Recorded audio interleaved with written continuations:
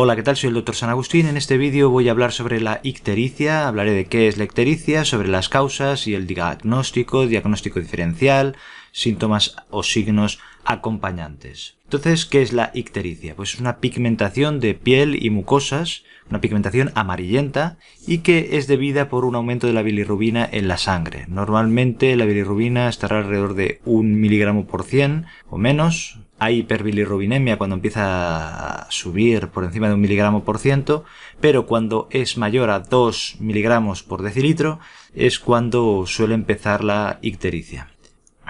Normalmente empieza como ictericia subconjuntival, es decir, en el ojo, y esto se debe a que la bilirrubina tiene especial afinidad por la elastina del tejido de la esclerótica del ojo.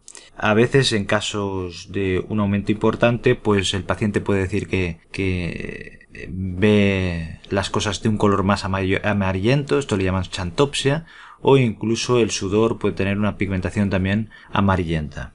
Esto se ha de distinguir de una pigmentación amarillenta en la piel por una elevada cantidad de carotenos debido a un consumo exagerado de vegetales, como por ejemplo la zanahoria, tomates, naranjas, etc. A veces hay otras causas de una pigmentación amarillenta, como puede ser la uremia, pero al final, bueno, es la analítica la que nos dará un poco el diagnóstico diferencial de esto. Es decir, ictericia, pigmentación amarillenta de piel y mucosas, y esto es debido a un aumento de la bilirrubina. Entonces, para entender las causas, es interesante repasar el metabolismo de la bilirrubina y ver las diferentes causas de hiperbilirrubinemia. Ya hice un vídeo sobre el metabolismo de la bilirrubina y sobre hiperbilirrubinemias directas e indirectas, pero aquí vamos a hacer un pequeño repaso y ampliar un poquito el tema en algunos aspectos. Entonces, ¿de dónde procede la bilirrubina? O sea, ¿cuál es el metabolismo de esta? Pues procede de los hematíes, de los glóbulos rojos, que con la edad, su vida media es de unos 120 días, pues al envejecer son fagocitados por los macrófagos, que forman parte del sistema retículo endotelial, principalmente en el bazo, y ya sabemos que los glóbulos rojos tienen hemoglobina y al fagocitarlos, esta hemoglobina se dividirá en grupo hemo y globina. La globina ya sabemos que se subdividirá en aminoácidos porque es una proteína. En cambio, el grupo hemo tiene hierro por una parte y protoporfirina. Entonces, a partir de la protoporfirina se generará o esta se transforma en bilirrubina no conjugada o bilirrubina indirecta. ¿Qué ocurre a continuación? Pues que esta bilirrubina no conjugada no es soluble en agua, no es hidrosoluble. Entonces se transportará a través de la sangre unida a la albúmina.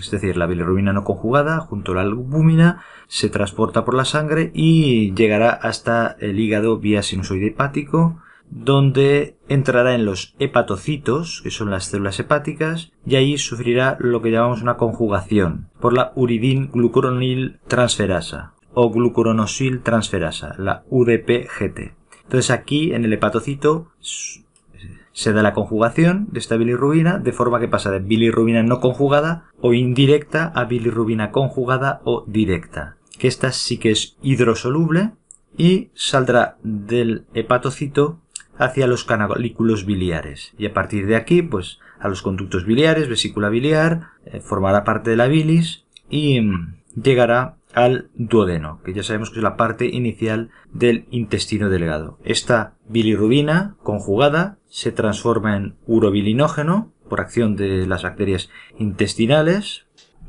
y este urobilinógeno en un 80-90% se eliminará en forma de estercobilinógeno por las heces. Es la coloración marronácea de las heces. Y del 10 al 20% del urobilinógeno se absorberá hacia la circulación desde el intestino y se volverá a eliminar por el hígado, aunque parte llegará al riñón y se eliminará por la orina. En la orina lo que hay es esa pequeña proporción de urobilinógeno. Esto se debe a que la bilirrubina conjugada o directa es hidrosoluble y se puede eliminar por vía renal. De esta bilirrubina directa que se ha vuelto a absorber a nivel intestinal, el porcentaje que va hacia el hígado será más o menos un 90% y el que habrá ido al riñón y se eliminará por la orina será un 10% y es el que da el color amarillento a la orina. Una vez repasado esto, ¿qué causas nos podemos plantear que pueden provocar que aumente la bilirrubina y se dé una ictericia? Pues si nos fijamos, hay 3 puntos fundamentales en los que puede haber algún tipo de problema. En primer lugar, puede ser que haya una producción excesiva, un aumento de formación de bilirrubina. Es en toda la fase inicial. Después podemos tener un problema a nivel del hepatocito. Tanto puede ser el proceso de entrada o de captación de la bilirrubina no conjugada hacia el hepatocito, hacia dentro del hepatocito. Puede ser un problema de la conjugación o un problema en la salida de la bilirrubina ya conjugada desde el hepatocito hacia la vía biliar. Y en tercer lugar, podemos tener un problema de obstrucción en la vía biliar. O sea que estas serían las 3 causas fundamentales que pueden darnos la ictericia o el aumento de la bilirrubina que dará lugar a la ictericia. Si profundizamos un poco más, el saber el tipo de bilirrubina que está aumentado nos puede orientar hacia un grupo de causas u otro. Aquí podemos distinguir entre hiperbilirrubinemia no conjugada o indirecta e hiperbilirrubinemia conjugada o directa. La no conjugada se dará, como es lógico, antes de que se haya producido la conjugación a nivel del hepatocito de la bilirrubina. Entonces la causa puede ser por un incremento de producción de bilirrubina, por una disminución de la absorción a nivel hepático o una disminución de la conjugación propiamente dicha a nivel del hepatocito. En cambio, cuando la hiperbilirrubinemia es principalmente conjugada, pues la lesión será posterior a la conjugación de la bilirrubina y esto puede ser debido a una disfunción de los hepatocitos, o sea, una lesión del hepatocito propiamente dicho, puede ser debido a un defecto de la salida de la bilis desde el hígado, una colestasis intrahepática o una obstrucción de la salida de la bilis ya cuando está fuera del hígado, que sería una colestasis extrahepática. O sea, es decir, el tipo de bilirrubina nos dará una visión general del tipo de causas posibles que nos podemos encontrar. Llegados a este punto, podemos profundizar un poco más en las causas de la ictericia y de la hiperbilirrubinemia. Si empezamos desde el principio, el aumento de producción de bilirrubina puede deberse a una hemólisis. Esta sería la causa más frecuente. Suele ser por una anemia hemolítica extravascular, aunque también puede ser debida a una eritropoyesis ineficaz o puede ser debida a una reabsorción de un gran hematoma. Pero bueno, la hemólisis sería la causa más frecuente. No suele dar una cifra muy elevada de bilirrubina, pero lo suficiente para que haya ictericia. El problema es que el hígado no es capaz de asimilar todo este exceso de bilirrubina no conjugada. Entonces, se dará una situación en la que la bilirrubina no conjugada aumentará, pero también la conjugada. ¿Qué ocurre? Que esto hará que la bilirrubina conjugada llegue en mayor cantidad a la bilis y haya una mayor predisposición a que hayan cálculos biliares de tipo pigmentado. En este caso también llega una cantidad mayor de bilirrubina al duodeno en forma de urobilinógeno, parte de este se reabsorbe y ya dijimos que un 20%, un 10-20% se reabsorbe a la sangre y una pequeña proporción, un 10%, se eliminará por la orina. Bueno, esto como aumenta la proporción de bilirrubina conjugada y de urobilinógeno, en este caso también podemos encontrarnos una orina más oscura. Si seguimos repasando otras posibles causas, nos encontramos que puede haber un problema en el transporte de la bilirrubina o también en la absorción o captación hepática. Normalmente la causa más frecuente a este nivel suele ser la insuficiencia cardíaca congestiva, aunque también puede haber situaciones como el ayuno o derivaciones portosistémicas o también fármacos que puedan actuar a este nivel y afectar la captación hepática o crear dificultades en el transporte plasmático. Por ejemplo, la rifampicina, contrastes radiológicos, el cloramfenicol o el probenecid y otros que puede haber. Si seguimos con posibles causas, nos podemos encontrar a nivel hepático, pues que en el hepatocito haya un defecto en la conjugación de la bilirrubina, o sea, en el paso que decíamos entre bilirrubina no conjugada a bilirrubina conjugada. Una situación de este tipo sería la ictericia fisiológica del recién nacido. La glucuranosiltransferasa no es suficiente o no está suficientemente madura como para convertir la cantidad adecuada de bilirrubina no conjugada a conjugada y se causará una ictericia. Además, en el recién nacido normalmente hay un nivel más elevado de bilirrubina no conjugada por un proceso de destrucción de glóbulos de Matías fetales por parte de los macrófagos, y esto entra dentro de lo normal, pero si es excesivo, pues debido a que la bilirrubina no conjugada dijimos que era liposoluble, es decir, dije que no era hidrosoluble, pero es liposoluble, y entonces puede acumularse o depositarse en los ganglios basales cerebrales y dar lugar a una ictericia nuclear, que esto es algo peligroso, que se puede tratar con fototerapia, porque la transformará en una forma soluble que puede eliminarse por la orina. Esa sería una situación en la que se afectaría la conjugación de la bilirrubina. Otra es la enfermedad de Gilbert, o también llamado el síndrome de Gilbert, en la que hay una actividad de la enzima glucuronosiltransferasa que es baja, de forma que cuando hay un problema o una situación en la que aumenta el nivel de hemólisis y aumenta el nivel de bilirrubina no conjugada, pues no tiene la capacidad suficiente como para conjugar esta bilirrubina y entonces aumentará. Esto se puede dar en situaciones de estrés, de ayuno, infecciones que producen fiebre y pueden dar un aumento de bilirrubina no conjugada. A veces estas personas no tienen ictericia, pero en situaciones en las que hay más estrés o en las que puede aumentar la bilirrubina no conjugada más de un cierto nivel y dar lugar a una ictericia o a veces simplemente una ictericia subconjuntival. Ya digo que es un defecto normalmente parcial de la glucuronosiltransferasa, es genético, autosómico recesivo, y normalmente lo que está elevado es la bilirrubina indirecta, la no conjugada. Y esto se da normalmente en situaciones de estrés o en ayuna, a veces en la menstruación. Y es bastante frecuente, suele darse en hombres y se da un 5% de la población. Si la analítica general es normal, aparte de este pequeño aumento de la bilirrubina, pues no tiene más importancia. Otra situación sería el síndrome de Kliger-Najar, que también lo expliqué en el vídeo de hiperbilirrubinemias. Aquí también tenemos un defecto genético en el que el problema también se da en la glucuronosiltransferasa, ¿no? En el UDP-GT. El problema que aquí el déficit es casi total de la enzima y puede dar síntomas graves desde la infancia. Hay varios tipos, pero bueno, remito al otro vídeo si quieres profundizar más. Además de estos dos síndromes, también puede haber algún fármaco que cause una reducción de la conjugación hepática. Tenemos el ejemplo del etinilestradiol, que también habría que tenerlo en cuenta. También podemos encontrarnos que haya un defecto en la excreción de bilirrubina ya conjugada desde el hepatocito a los conductos biliares. Esto suele ser debido a enfermedades muy poco frecuentes, como serían el síndrome de Dubin-Johnson o el síndrome de Rotor, pero que son muy poco frecuentes y suelen ser benignos. Dan una ictericia asintomática.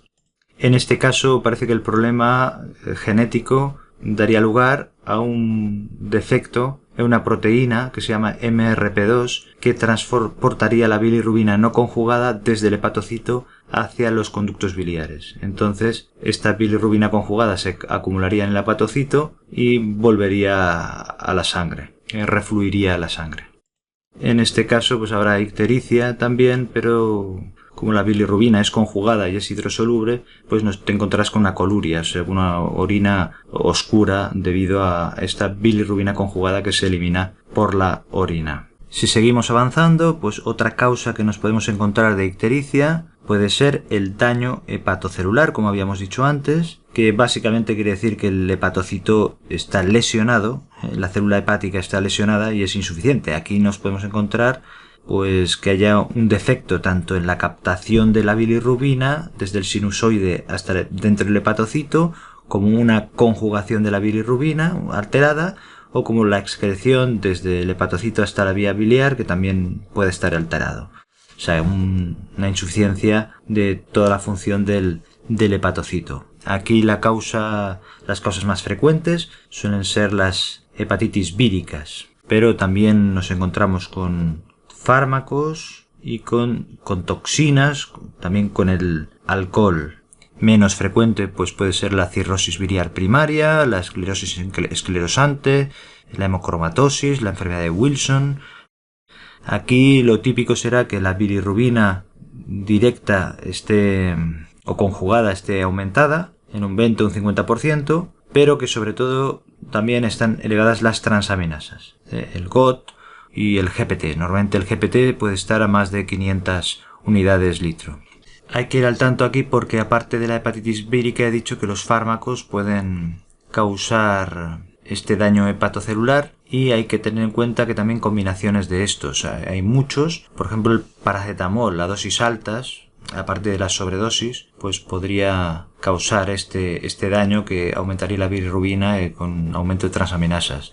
Pero por ejemplo fármacos como la amiodarona, la isoniazida, los AINES, las estatinas, pues pueden dar problemas de este tipo. O sea que esto habrá que investigarlo en la historia clínica. En tóxicos, por ejemplo, la Amanita phalloides sería una de ellos, es que es un hongo, o también el fósforo. Si seguimos, pues nos encontramos con las colestasis. Ya dijimos que pueden ser intra o extrahepáticas. Las colestasis son debidas a un bloqueo del flujo biliar que impide de forma total o de forma parcial que llegue la bilis hacia el intestino delgado.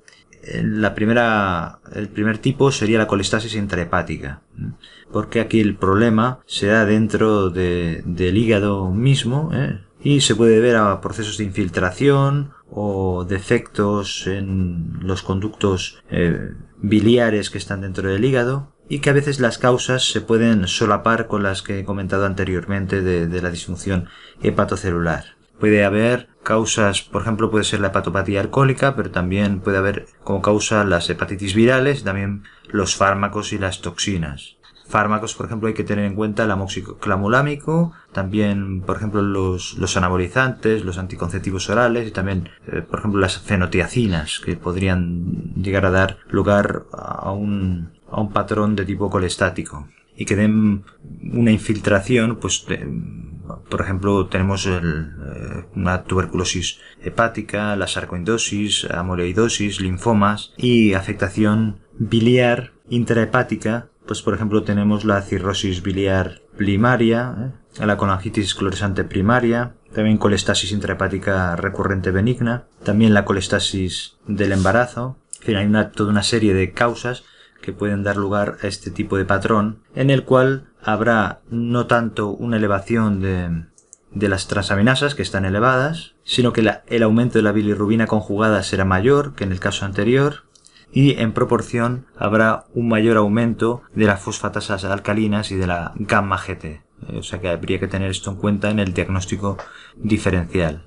Ya digo que aquí el aumento de las transaminasas también puede ser elevado, pero normalmente por debajo de 200 unidades litros, el aumento de la GPT. Y por último tenemos la colestasis extrahepática, en la que la obstrucción biliar pues está en la vía biliar extrahepática, como su nombre indica, que se dilatará como consecuencia de una obstrucción. Normalmente es debida a litiasis, concretamente a nivel del colédoco, pero también puede ser debida, por ejemplo, a cáncer de páncreas, que habría que hacer el diagnóstico diferencial. Otras causas no tan frecuentes pues pueden ser las colangitis agudas, la colangitis esclerosante primaria o estenosis del colédoco, que sean secundarias a tumores o a otras cirugías.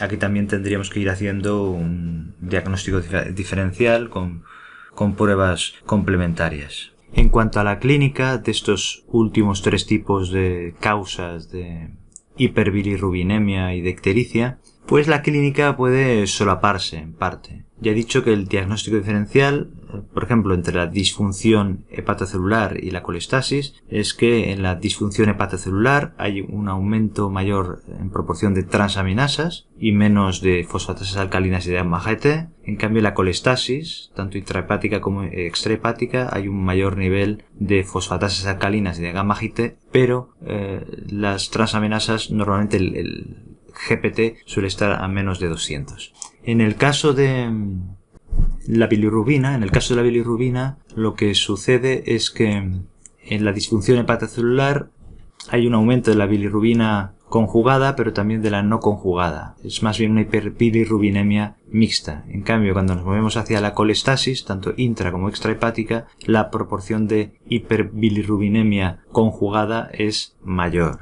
En este caso, los síntomas también dependerán del nivel de lesión. Por ejemplo, conforme una causa de disfunción hepatocelular, como por ejemplo una hepatitis vírica o por un fármaco, por un tóxico o por alcohol, es una lesión más grave, pues aquí puede haber un mayor paso de sustancias de la bilis que pasen hacia la vía sanguínea, ¿no? Que pueda haber un mayor reflujo. Entonces te encontrarás que aumenta el nivel de bilirrubina conjugada y como esta es soluble, pues se eliminará más por la orina y esta será más oscura, más colúrica. En cambio, por ejemplo, en la colestasis, tanto intra como extrahepática, ya he dicho, la proporción de bilirrubina conjugada será mayor y el aumento de presión a nivel de los conductos biliares hará que la bilis se filtre a través de los hepatocitos hacia la sangre. ¿Qué ocurre? Que llegarás a la sangre, aparte de la bilirrubina conjugada, pues también sales biliares, ácidos biliares, aumentará el colesterol y a veces esto se deposita en la piel y dará prurito, que es un síntoma adicional. Y también, como digo, hipercolesterolemia. Esta bilirrubina conjugada también se eliminará por la orina, ya he dicho que es soluble y también habrá coluria, orina oscura, y en el caso de que esto evolucione puede dar lugar a una sintomatología más grave con pérdida de peso y también con esteatorrea. ¿Y esto por qué? Pues porque si hay una disminución de la bilis que se excreta a nivel intestinal, esta sirve para la digestión de las grasas, entonces estas se acumularán, no se podrán absorber y podrás encontrarte con una esteatorrea. Además, si no se pueden absorber vitaminas liposolubles, pues también puedes encontrarte incluso algún déficit en algún tipo de vitaminas de este tipo. O sea, como digo, la sintomatología se puede solapar en estos últimos tres tipos de causas de ictericia y de bilirrubinemia conjugada, pero la sintomatología también y los signos dependerán de la gravedad de la lesión. Por supuesto, en la colestasis extrahepática, además, si hay un cálculo o si hay un carcinoma, pues puedes encontrarte los síntomas de dolor o pérdida de peso, síndrome constitucional, que van unidos a este tipo de patología. En cuanto al diagnóstico diferencial, aquí podríamos hacer una síntesis de todo lo que he comentado hasta ahora. Como siempre, es fundamental hacer la historia clínica, la anamnesis, exploración física, pruebas complementarias, ver los antecedentes personales, antecedentes familiares. Todo esto pues te orientará hacia una cosa u otra. Pero bueno, sintetizando, en la analítica pues nos fijaremos en la bilirrubina, si es predominantemente no conjugada, si es más conjugada o si es mixta, conjugada o no conjugada.